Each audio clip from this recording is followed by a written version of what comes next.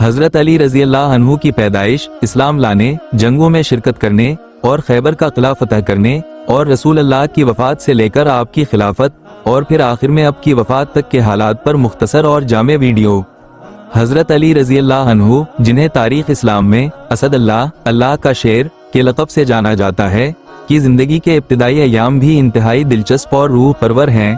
ان کی پیدائش اور اسلام لانے کا واقعہ نہ صرف تاریخی اہمیت کا حامل ہے بلکہ یہ ایمان اور یقین کی ایک عظیم داستان بھی ہے۔ پیدائش کا واقعہ۔ حضرت علی رضی اللہ عنہ کی پیدائش 13 رجب کو مکہ مکرمہ میں ہوئی۔ ان کا تعلق قریش کے معزز خاندان بنی ہاشم سے تھا۔ ان کے والد کا نام ابو طالب تھا، جو رسول اللہ صلی اللہ علیہ وسلم کے چچا تھے، اور والدہ کا نام فاطمہ بنت اسد تھا۔ حضرت علی رضی اللہ عنہا کی پیدائش کا واقعہ بھی کچھ کم معجزاتی نہیں تھا۔ روایت ہے کہ جب فاطمہ بنت اسد حضرت علی رضی اللہ عنہ کو جنم دینے کے لیے خانہ کعبہ کے قریب پہنچی تو وہ شدید درد میں تھیں۔ اچانک خانہ کعبہ کی دیوار پھٹ گئی اور فاطمہ بنت اسد اندر داخل ہو گئیں۔ یہ وہی مقدس جگہ تھی جہاں اللہ کی عبادت کی جاتی تھی۔ فاطمہ بنت اسد نے حضرت علی رضی اللہ عنہ کو خانہ کعبہ کے اندر ہی جنم دیا۔ یہ ایک ایسا معجزہ تھا جو تاریخ میں کسی اور کے لیے نہیں ہوا۔ بچپن اور رسول اللہ صلی اللہ علیہ وسلم کی پرورش۔ حضرت علی رضی اللہ عنہ کا بچپن رسول اللہ صلی اللہ علیہ وسلم کے گھر میں گزرا۔ جب قریش میں قحط پڑا تو رسول اللہ صلی اللہ علیہ وسلم نے اپنے چچا ابو طالب کی مدد کی اور حضرت علی رضی اللہ عنہ کو اپنی پرورش میں لے لیا۔ اس طرح حضرت علی رضی اللہ عنہ نے رسول اللہ صلی اللہ علیہ وسلم کے ساتھ رہتے ہوئے بچپن گزارا اور ان کے اخلاق و کردار سے متاثر ہوئے۔ اسلام لانے کا واقعہ۔ حضرت علی رضی اللہ عنہ اسلام لانے والے پہلے بچے تھے۔ جب رسول اللہ صلی اللہ علیہ وسلم پر پہلی وحی نازل ہوئی اور آپ صلی اللہ علیہ وسلم نے لوگوں کو اسلام کی دعوت دینا شروع کی تو حضرت علی رضی اللہ عنہ اس وقت صرف 10 سال کے تھے۔ ایک دن رسول اللہ صلی اللہ علیہ وسلم اور حضرت خدیجہ رضی اللہ عنہ نماز پڑھ رہے تھے کہ حضرت علی رضی اللہ عنہ وہاں آ گئے۔ انہوں نے رسول اللہ صلی اللہ علیہ وسلم کو سجدے میں دیکھا تو حیران رہ گئے۔ رسول اللہ صلی اللہ علیہ وسلم نے حضرت علی رضی اللہ عنہ سے پوچھا، تمہیں کیا ہوا؟ حضرت علی رضی اللہ عنہ نے جواب دیا، میں نے آپ کو سجدے میں دیکھا ہے، یہ کیا ہے؟ رسول اللہ صلی اللہ علیہ وسلم نے فرمایا، یہ نماز ہے جو اللہ کی عبادت کا طریقہ ہے، کیا تم بھی اللہ پر ایمان لاؤ گے؟ حضرت علی رضی اللہ عنہ نے بغیر کسی تردد کے کہا، میں پہلے ہی اللہ پر ایمان رکھتا ہوں اور میں گواہی دیتا ہوں کہ آپ اللہ کے رسول ہیں۔ یہ کہہ کر حضرت علی رضی اللہ عنہ نے اسلام قبول کر لیا۔ وہ پہلے بچے تھے جنہوں نے اسلام قبول کیا اور ان کا یہ قدم تاریخ اسلام میں ہمیشہ یاد رکھا جائے گا۔ ایمان کی مضبوطی۔ حضرت علی رضی اللہ عنہ کا اسلام لانا کوئی معمولی بات نہیں تھی۔ وہ ایک نوجوان تھے لیکن ان کا ایمان اتنا مضبوط تھا کہ انہوں نے کبھی پیچھے مڑ کر نہیں دیکھا۔ انہوں نے ہمیشہ رسول اللہ صلی اللہ علیہ وسلم کا ساتھ دیا، چاہے وہ مکہ کی مخالفت کا زمانہ ہو یا مدینہ کی ہجرت کا وقت۔ ان کی وفاداری اور جرأت کی داستانیں تاریخ کے اوراق میں سنہری حروف سے لکھی گئی ہیں۔ ہجرت سے پہلے کی رات، جب رسول اللہ صلی اللہ علیہ وسلم کو اللہ کی طرف سے ہجرت کا حکم ملا تو آپ صلی اللہ علیہ وسلم نے اپنے چچا زاد بھائی اور وفادار ساتھی حضرت علی رضی اللہ عنہ کو ایک اہم ذمہ داری سونپی۔ کفار مکہ نے رسول اللہ صلی اللہ علیہ وسلم کو قتل کرنے کا منصوبہ بنایا تھا اور وہ آپ کے گھر کا محاصرہ کر چکے تھے۔ رسول اللہ صلی اللہ علیہ وسلم نے حضرت علی رضی اللہ عنہ کو اپنی جگہ بستر پر سوئے رہنے کا حکم دیا تاکہ کفار یہ سمجھیں کہ رسول اللہ صلی اللہ علیہ وسلم ابھی گھر میں ہی ہیں۔ حضرت علی رضی اللہ عنہ نے بغیر کسی تردد کے یہ ذمہ داری قبول کی، حالانکہ انہیں معلوم تھا کہ یہ انتہائی خطرناک کام ہے۔ وہ رسول اللہ صلی اللہ علیہ وسلم کے بستر پر سو گئے اور جب کفار نے گھر میں گھس کر دیکھا تو انہیں حضرت علی رضی اللہ عنہ نظر آئے۔ اس موقع پر حضرت علی رضی اللہ عنہ کی بے خوفی اور وفاداری تاریخ کا ایک سنہری باب بن گئی۔ امانتوں کی واپسی۔ رسول اللہ صلی اللہ علیہ وسلم نے حضرت علی رضی اللہ عنہ کو ایک اور اہم کام سونپا تھا۔ مکہ کے لوگوں نے رسول اللہ صلی اللہ علیہ وسلم کے پاس اپنی امانتیں رکھوائی تھیں اور آپ صلی اللہ علیہ وسلم نے حضرت علی رضی اللہ عنہ کو حکم دیا کہ وہ ان امانتوں کو ان کے مالکوں کو واپس کر دیں۔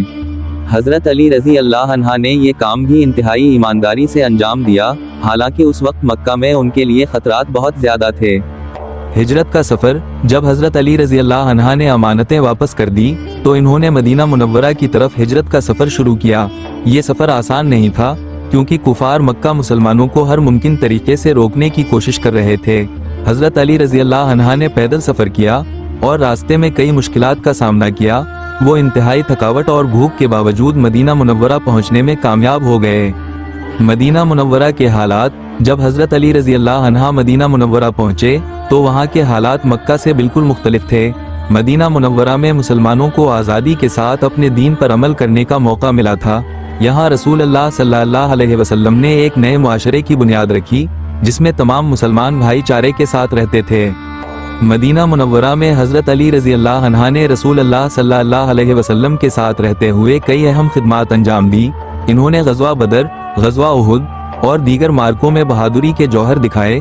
उनकी शुजाअत और वफादारी की वजह से इन्हें असद अल्लाह, अल्लाह का शेर का लक़ब दिया गया। मस्जिद नबवी और इस्लामी रियासत। मदीना मुनव्वरा में रसूल अल्लाह सल्लल्लाहु अलैहि वसल्लम ने मस्जिद नबवी की बुनियाद रखी जो न सिर्फ इबादत गाह थी बल्कि इस्लामी रियासत का मरकज़ भी थी। हजरत अली रजी अल्लाह अन्हा ने मस्जिद नबवी की तामीर में भी हिस्सा लिया और हर काम में रसूल अल्लाह सल्लल्लाहु अलैहि वसल्लम का साथ दिया। मदीना मुनव्वरा में इस्लामी रियासत के क़याम के बाद हजरत अली रजी अल्लाह अन्हा ने मुख्तलिफ इंतज़ामी और फ़ौजी जिम्मेदारियाँ संभाली। इन्होंने हमेशा रसूल अल्लाह सल्लल्लाहु अलैहि वसल्लम के हुक्म की तमील की और इस्लाम की सरबुलंदी के लिए अपनी जान तक कुर्बान करने के लिए तैयार रहे। हजरत अली रजी अल्लाह अन्हा की जंगी खिदमात और ग़ज़वा खैबर की दास्तान। हजरत अली रजी अल्लाह अन्हा की ज़िंदगी का हर पहलू ईमान, बहादुरी और कुर्बानी से भरा हुआ है। इन्होंने रसूल अल्लाह सल्लल्लाहु अलैहि वसल्लम के साथ कई ग़ज़वात में हिस्सा लिया और अपनी शुजाअत और वफादारी के जौहर दिखाए। उनकी जंगी खिदमात में ग़ज़वा बदर, ग़ज़वा उहुद, ग़ज़वा खंदक और ग़ज़वा खैबर जैसे अहम मरके शामिल हैं। उनमें से ग़ज़वा खैबर की दास्तान इंतहाई दिलचस्प और सबक आमोज़ है जो हमें हजरत अली रजी अल्लाह अन्हा की बहादुरी और ईमान की मजबूती का एक जिंदा सबूत पेश करती है।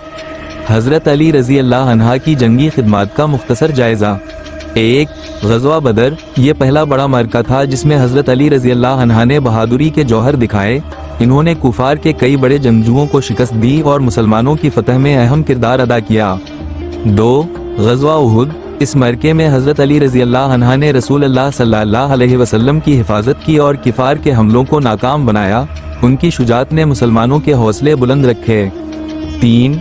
ग़ज़वा खंदक। इस मरके में हजरत अली रजी अल्लाह अन्हा ने अमर बिन अबदवुद जैसे मशहूर जंगजू को शिकस्त दी जो कुफार का सबसे बड़ा हीरो था। इस मरके में उनकी बहादुरी ने मुसलमानों को फतह दिलाई। 4. ग़ज़वा खैबर। ये मरका हजरत अली रजी अल्लाह अन्हा की शुजाअत और ईमान की मजबूती का एक रोशन सबूत है। ग़ज़वा खैबर का वाक़या 7 हिजरी में पेश आया। खैबर यहूदियों का एक मजबूत किला था जो मदीना मुनव्वरा से कुछ फासले पर वाक़ था। यहूदियों ने मुसलमानों के खिलाफ साजिशें की थीं और इन्हें नुकसान पहुंचाने की कोशिश की थी।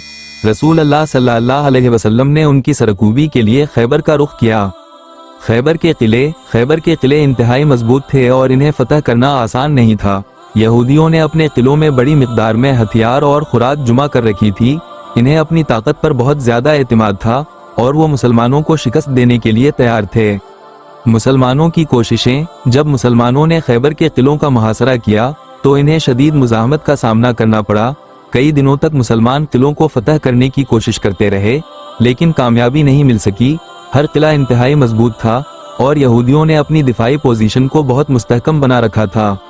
जब मुसलमानों की कोशिशें नाकाम होती नजर आएं तो रसूल अल्लाह सल्लल्लाहु अलैहि वसल्लम ने फरमाया, कल मैं झंडा एक ऐसे शख्स को दूंगा जो अल्लाह और इसके रसूल से मोहब्बत करता है और अल्लाह और इसका रसूल इससे मोहब्बत करते हैं, वो हमें फतह दिलाएगा। सहाबा किराम रजी अल्लाह अन्हुम ये सुनकर बहुत खुश हुए और सोचने लगे कि ये एजाज किसे मिलेगा। अगले दिन रसूल अल्लाह सल्लल्लाहु अलैहि वसल्लम ने हजरत अली रजी अल्लाह अन्हा को बुलाया और इन्हें झंडा दिया। हजरत अली रजी अल्लाह अन्हा उस वक्त बीमार थे लेकिन इन्होंने बगैर किसी तरद्दुद के ये जिम्मेदारी कबूल की। किला खैबर की फतह। हजरत अली रजी अल्लाह अन्हा ने किला खैबर के दरवाजे पर पहुंचकर यहूदियों को ललकारा। यहूदियों का एक मशहूर जंगजू मरहब उनके सामने आया। मरहब अपनी ताकत और बहादुरी के लिए मशहूर था लेकिन हजरत अली रजी अल्लाह अन्हा ने उसे एक ही वार में शिकस्त दे दी। उसके बाद हजरत अली रजी अल्लाह अन्हा ने किले का दरवाजा उखाड़ फेंका जो इतना भारी था कि कई आदमी मिलकर भी नहीं उठा सकते थे। हजरत अली रजी अल्लाह अन्हा की बहादुरी ने मुसलमानों के हौसले बुलंद कर दिए और इन्होंने किला खैबर को फतह कर लिया। यहूदियों ने हथियार डाल दिए और मुसलमानों को फतह नसीब हुई। हजरत अली रजी अल्लाह अन्हा, वसाल नबवी, खिलाफत और वफात के हालात। حضرت علی رضی اللہ عنہ کی زندگی کے ہر موڑ پر ایمان، وفا اور قربانی کی داستانیں بکھری ہوئی ہیں۔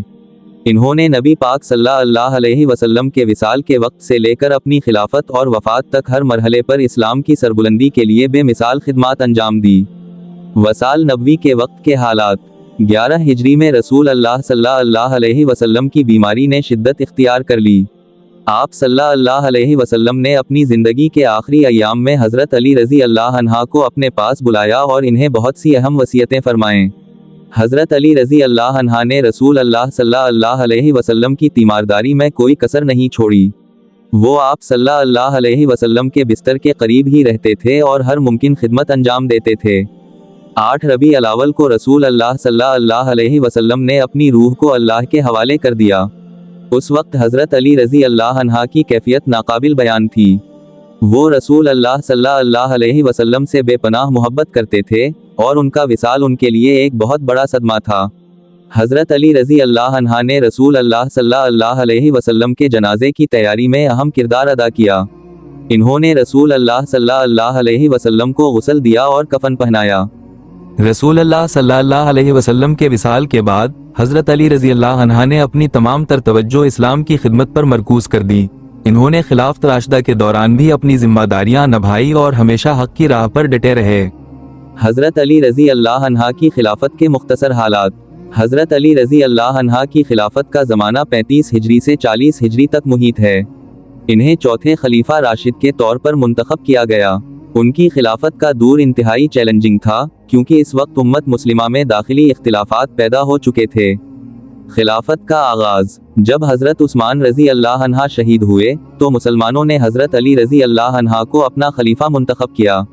حضرت علی رضی اللہ عنہ نے خلافت قبول کرتے ہوئے فرمایا کہ وہ صرف کتاب اللہ اور سنت رسول صلی اللہ علیہ وسلم کے مطابق حکومت کریں گے۔